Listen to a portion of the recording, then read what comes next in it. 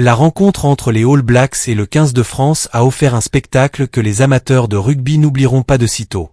Dans un stade animé par une ambiance exceptionnelle, les deux équipes ont proposé un affrontement d'une intensité remarquable. Chaque action semblait pouvoir faire basculer le destin du match, et jusqu'au coup de sifflet final, personne ne pouvait affirmer avec certitude quel camp allait finalement l'emporter.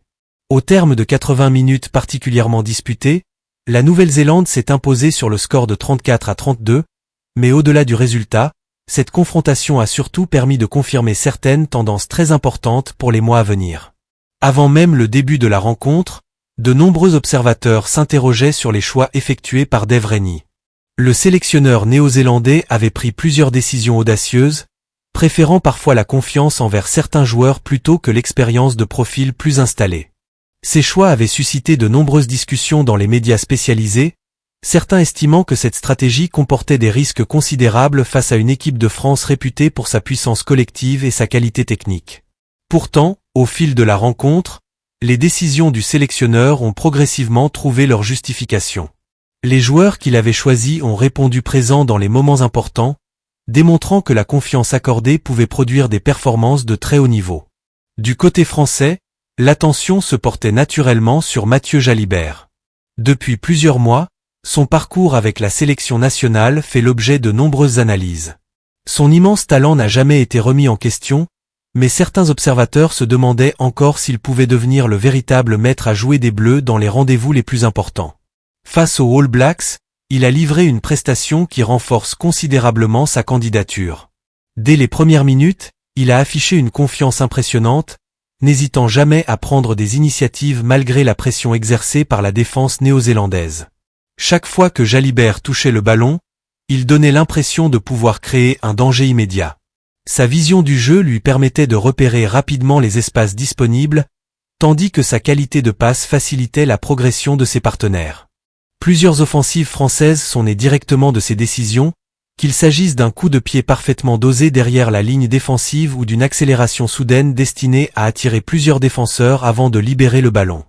Son essai est venu récompenser une prestation particulièrement inspirée. Plus encore que cette réalisation, c'est l'ensemble de son influence qui a marqué les esprits. À plusieurs reprises, la défense néo-zélandaise semblait désorganisée uniquement parce qu'elle devait constamment anticiper les intentions du demi d'ouverture français. Cette capacité à faire douter une équipe aussi expérimentée constitue sans doute l'un des enseignements les plus encourageants pour le staff des Bleus. Bien entendu, aucune prestation n'est parfaite. Jalibert a également connu quelques imprécisions, notamment dans certaines transmissions ou dans quelques choix offensifs. Mais c'est précisément ce qui caractérise souvent les joueurs capables de faire basculer une rencontre. Ils prennent des risques, ils tentent des actions que d'autres n'oseraient pas imaginer, et il arrive naturellement que toutes ne soient pas couronnées de succès. Ce qui importe, c'est leur capacité à continuer d'oser malgré les erreurs. Sur ce point, le numéro 10 français a affiché une grande maturité. L'équipe de France, dans son ensemble, a montré un visage particulièrement séduisant. Malgré la défaite, elle a longtemps donné l'impression de pouvoir s'imposer sur le sol néo-zélandais, ce qui demeure un défi extrêmement difficile. Les Bleus ont alterné les séquences de possession, les accélérations soudaines et un jeu de mouvement capable de mettre sous pression l'une des meilleures défenses du monde. Cette qualité collective confirme que le groupe dispose toujours d'un potentiel considérable.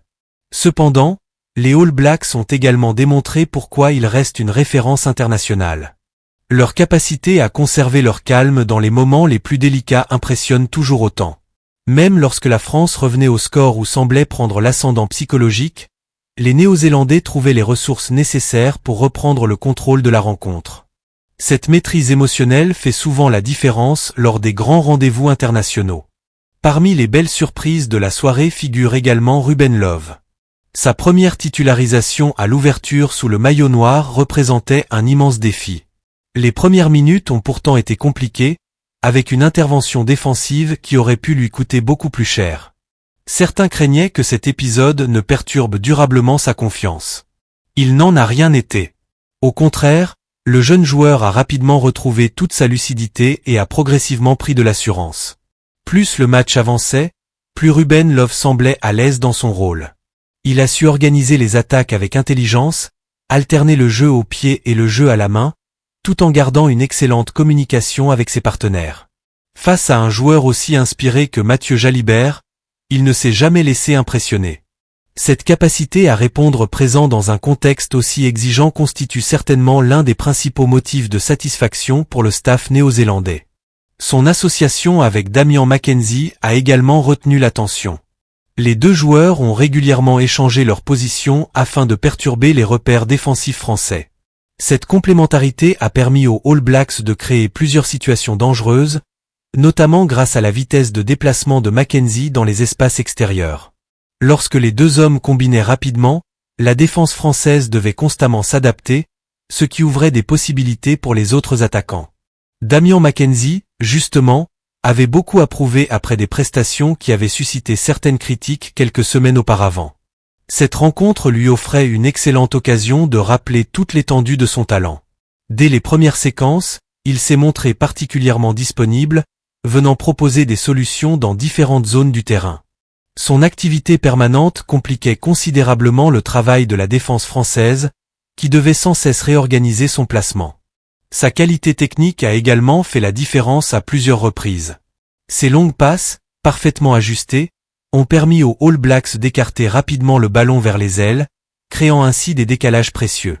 Son accélération et sa capacité à changer brutalement de direction ont mis plusieurs défenseurs en difficulté. Plus la rencontre avançait, plus McKenzie retrouvait la confiance qui fait de lui l'un des joueurs les plus imprévisibles du rugby international. Pendant ce temps, les Français continuaient de répondre avec beaucoup de caractère.